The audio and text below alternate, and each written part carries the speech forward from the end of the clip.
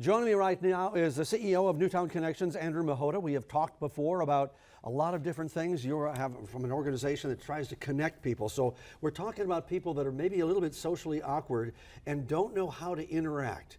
How do you break somebody out of that pattern? Because if they're going to be successful in business and in relationships, they somehow have to get out of that. So yeah, first step is practice. You know, if you're gonna be a great tennis player, you have to go out and practice. If you want to get over your fear of social anxiety, you have to go to events.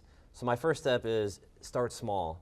If you don't want to go to an event with 100 people, go to an event with 10 people and go to something you're comfortable with. If you like to cook, start at a cooking class, for example. Now, in the business world, you can't afford to be socially awkward. Can you? No, how do you move up the corporate ladder if you can't hold a conversation? And like we talked about before, where if we all have this addiction to being on our phones today, the whole thing is you have to get off of your phone and have a face-to-face conversation. So that's where you have to go out there, start small, start with a few people, and just have a normal conversation in real life. Do you have conversations with the people that come to your Newtown Connections that may feel that this way, that they're socially awkward? Exactly. We have introverts, we have extroverts, but those introverts who come to our events, and I can tell, you can tell when you see someone who's social anxiety that they're nervous. Just go up and talk to them. Ask them a few questions like why are they here, what are they up to, and just get them out of their shell, because a lot of people, they need people to talk to them, and once they start talking, they get in that flow. Now, we all have things that we are naturally afraid of. Like, ironically, a lot of people go, I'm afraid of doing an interview on TV. That's my biggest fear. Not mine. And yours either, because you do really good at that. Thank you. I mean, it's one thing to say, step out, but how do you do that first step? Well, really, you got to take the deep breath. And I like to tell people, you have to get in the right mindset of, I'm going to take a deep breath, I'm going to own this, I'm going to go to this event, and what do you have to lose? When you go to an event, I tell people, if you don't like what you see, you can turn right around and get out of there.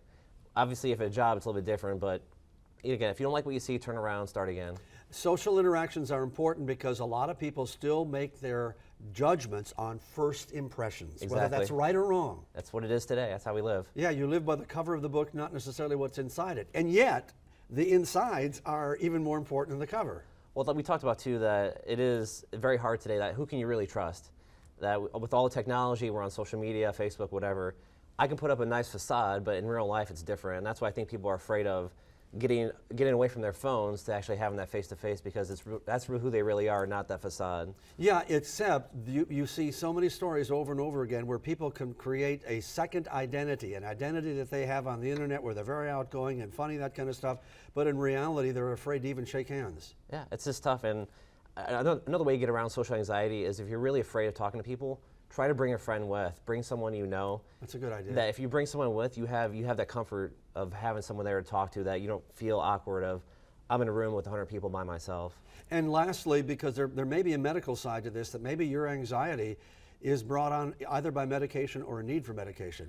Yeah, it never hurts to go talk to a doctor. If you have this is a huge fear where you start sweating profusely, and you know, if you're sweating profusely, and it's hard to go to an event if you're sweating, you're nervous. Yeah.